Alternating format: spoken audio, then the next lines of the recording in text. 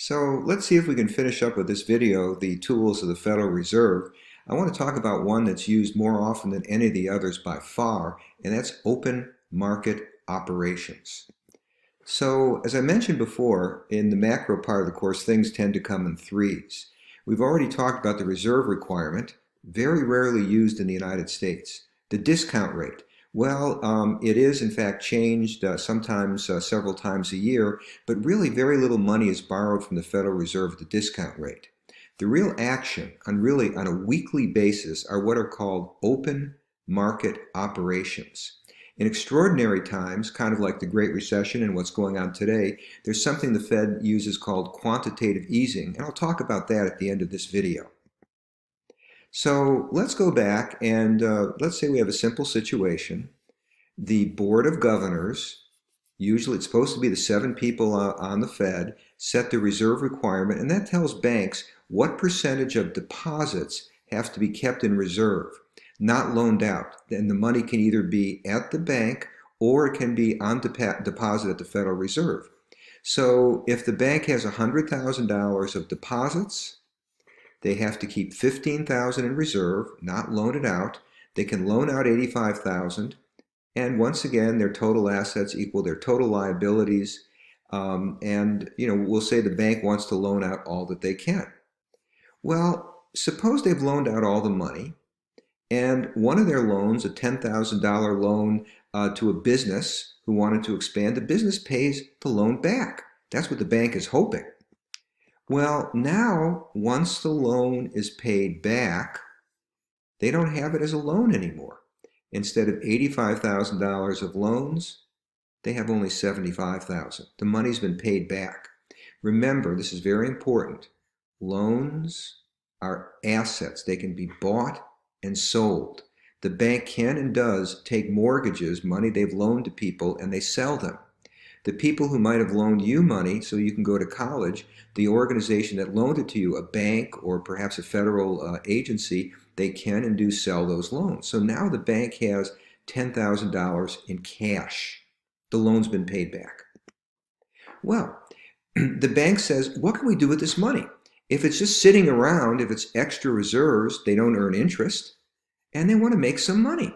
So what they might do is they might take that cash and use it to buy a government bond for $10,000.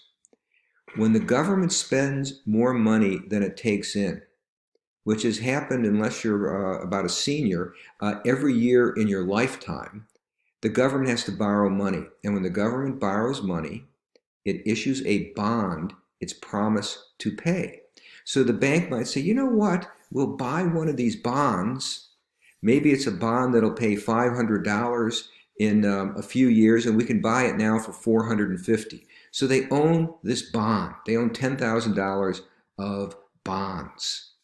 Well, there's a group called the Federal Open Market Committee, the FOMC.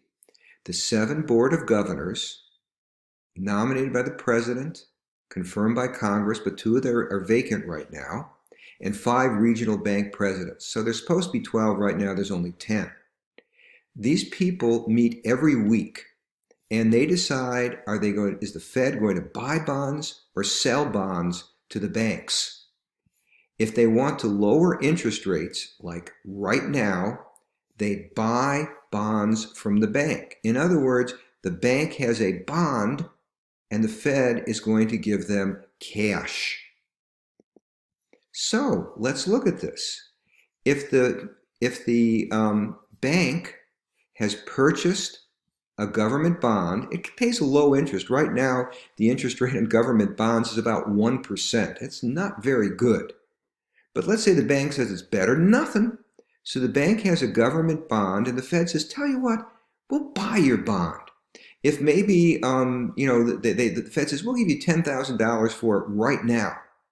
Well, the bank might say, that's a pretty good deal. We'll take that money, or the Fed might offer them a little bit more, but we're going to keep the numbers nice and round. So the Fed says, we'll buy your bond from you right now. So the Fed buys the government bond. They buy this piece of paper from the bank. So now the bank has $10,000 in cash once again. Well, one of the things that I told you, and some of you, my bet is some of you are going to wind up in banking. And you know what? It won't always be the econ or business majors. I've seen people that are English majors wind up, working for a bank. So, banks have extra cash. Remember that joke I told you about the 3-6-3 rule? It was a joke in the old days. Pay people 3% interest when they deposit their money, loan it out at 6%, and you'll be on the golf course every day by 3 o'clock. So the bank says, rather than keep this $10,000 in cash, which we're not making any money on, let's loan it out. So now the bank decides we are going to make loans, and the loans are back up to $85,000. How do banks tempt people to borrow money? What they do is they lower the interest rate. They say, look, if we had everybody borrowing money at $75,000, how do we get $10,000 more for people to borrow? The answer is let's lower the interest rates. Interest rates fall, which causes consumption and investment to rise. If interest rates are lower, people are going to borrow money for a car. People are going to borrow money to go to school. Businesses are going to borrow money so that they can build a building, to buy new machinery. So when interest rates fall, consumption goes up, investment rises, and aggregate demand is up. So this is used on a weekly basis by the Federal Open Market Committee. If they want to bring interest rates down, what they do is buy bonds from people. Now, in this example here, where did the Fed get the money? One way you might think about it is that the Fed just prints the money. Believe it or not, they have the power to do that. I don't. I can't keep a printing press down in my basement and print money.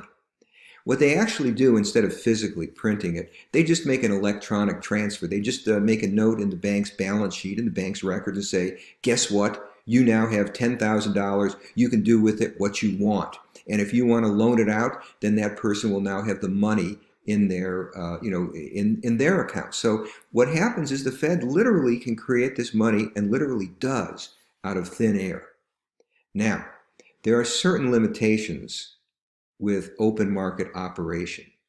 All that this does, if the Fed buys the bonds, it gives people cash to make loans. The bank sells the bond to the Fed, who buys the bond, and now the bank has cash to make loans, but the bank might not make them. This is something that we sometimes see in a time like the Great Recession, and people are worried about that today. If the bank looks out and says, look, the only people that want to borrow money from us are not good credit risks, the bank is not going to make a loan. There's another old joke that says the way to get a loan from a bank is to prove that you don't need it. So if the bank looks out and says, yeah, there's a lot of desperate people out there, but we don't think they're going to be able to pay us back, they're not going to make the loans. All you can do by buying bonds is give banks permission to make loans. Just like I made a joke in a previous lecture, I give you permission to jump off your roof, you won't do it. Sometimes when the Fed takes action, but the banks choose not to loan out the money, I've heard it called pushing on a string. You all know what happens when you pull on a string, but when you push on a string, nothing happens. So all you can do is give the banks permission to make loans, they might not do it. Now, the Fed can also sell bonds. During the late 70s, early 80s, inflation was rather high. Right now, it's running at about 2.5%. In those days, it was running at about 13%. So what the Fed did was they sold bonds. Dollars went from the banks to the Fed. Interest rates rose to record levels, and aggregate demand fell because consumption and investment fell. Now, I think the best way to think of open market operations is a sponge. Oh no, did my grandkids sneak in SpongeBob? Okay, anyway, think of open market operations as a sponge. It's a money sponge. It's a sponge that can either soak up dollars, or if the dollars are in the sponge, it can wring them out.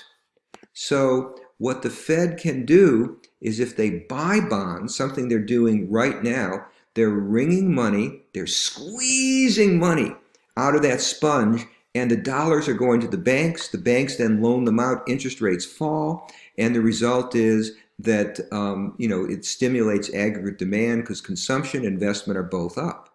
But if they want to fight inflation, if they want to bring aggregate demand, if they want to reduce aggregate demand to bring prices down, they use this sponge to soak up the dollars, to take them out of the banking system.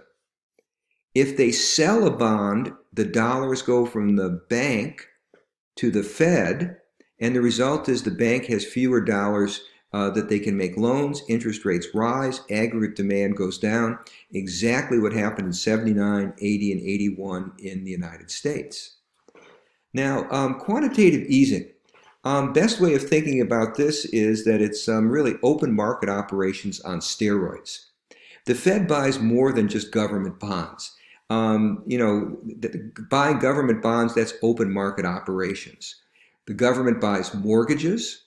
The Fed buys mortgages, corporate debt, and sometimes what will happen is either a bank or the Federal Student Loan Association, they put together a group of 1,000 student loans, and in quantitative easing, the Fed, instead of just buying regular government bonds, buys everything. No, they don't, not everything. They don't buy my gambling, no, I don't have gambling debts. But anyway, they buy all kinds of debt, all kinds, things from, and it's more than just banks. Now, quantitative easing, when they enter this, in a month ago, from February 14th, happy Valentine's Day, to March 12th, in that month, the Fed bought about $60 billion in bonds. In the last month, they bought more than 20 times that amount, $1,400 plus billion. What the Fed is doing with quantitative easing is they're hoping that now that the banks and lending companies, Quicken Loans, you might have heard them advertising, or people that make student loans, they'll have so much money, what they're going to do is make more loans and bring down interest rates.